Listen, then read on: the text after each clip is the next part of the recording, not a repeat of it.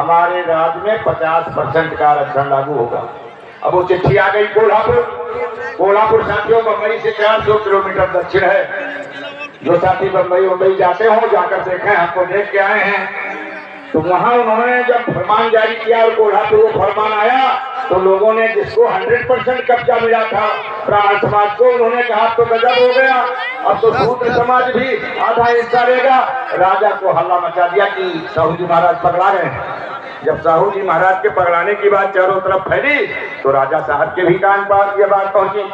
तो राजा साहब ने एक फरमान फिर जारी किया कि फला तारीख को हमारे फला मैदान में हमारे राज्य में जितने घोड़े हैं इकट्ठे किए जाएं। घोड़े सारे उस मैदान में इकट्ठा किए गए और कहा चना डलवा दो पूरे घोड़ों को। तो जब चना डाला गया उस मैदान में तो जो मोटे तगड़े बलवान घोड़े थे उन्होंने चना खाया और जो लाचार बीमार कमजोर छोटे घोड़े थे उनको पैरों से मार दिया, वो चना खाने नहीं पाए। थोड़ी देर बाद राजा साहब ने पूछा कि क्या सारे घोड़ों ने चना खा लिया? तो मंत्री ने कहा नहीं, सारे घोड़ों ने चना नहीं खाया, चना केवल मजबूत घोड़े खाए हैं। तो राजा साहब ने हुक्म कर दिया कि उन घोड़ों को बंधवा दो जिन्होंने चना खाया था। अब जो तगड़े मोटे घोड़े थे वो बांध दिए गए। फिर कहा जो कमजोर लाचार छोटे मजबूर घोड़े थे उनको छोड़ो और चना पूरा डालो। डाला गया, सारे घोड़े फिर खा लिए। तब राजा साहब ने कहा यही काम मैंने अपने राज्य में किया है कि जो लोग हमारे समाज के दबे कुचले कमजोर थे जिनको हक अधिकार नहीं मिलता था वो अधिकार दिलाने के लिए मैंने अपने राज्य में 50% आरक्षण 26 जुलाई 1902 को जारी किया था। और उसी के बाद पूज्य बाबा साहब होनहार थे समाज के, जानकारी हुई साहू जी महाराज को।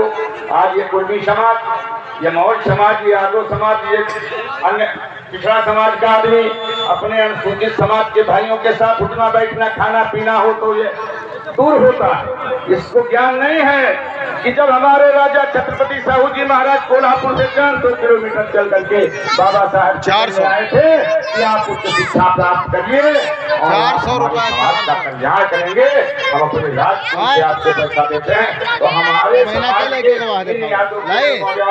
हमने दिखाओ रहा है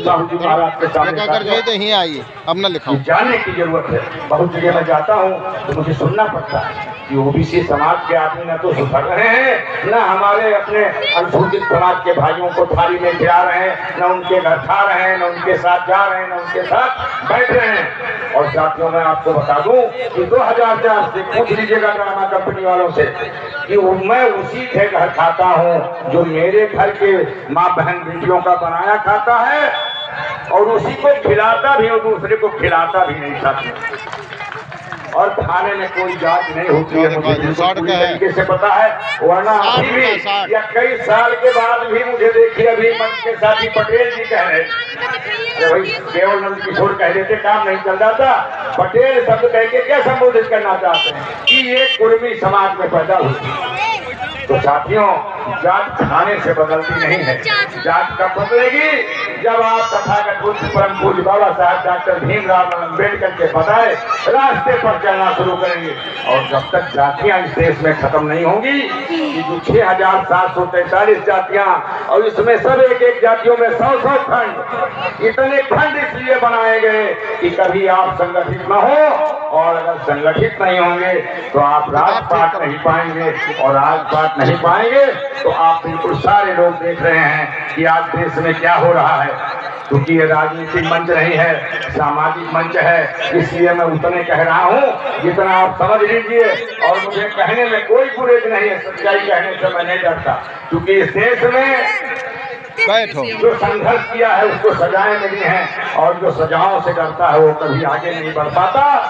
ये निश्चित ध्यान रखिए, जो हमारा हक अधिकार है और जो असली चीज है परम पूज्य बाबा साहब डॉक्टर भीमराव अम्बेडकर द्वारा लिखित संविधान, उसको बचाने के लिए इस बहुजन समाज को जान भी देना पड़े तो हमें पीछे नहीं हटना चाहिए। साथियों यह संविधान जिंदा है तो हमारे बीच में परम पूज्य बाबा साहब डॉक्टर भीमराव अम्बेडकर जिंदा है। साथियों तो इसीलिए हमें बाबा साहब की जयंती सारे लोग तो कहते हैं सालों, हम तो कहते हैं रोज मनाइए। हमारे लिए बाबा साहब का जन्मदिन रोज है।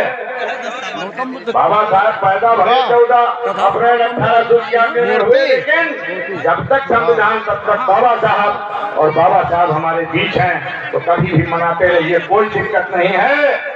और साथियों, समय का ध्यान रखते हुए सारी कार्यक्रम करिए।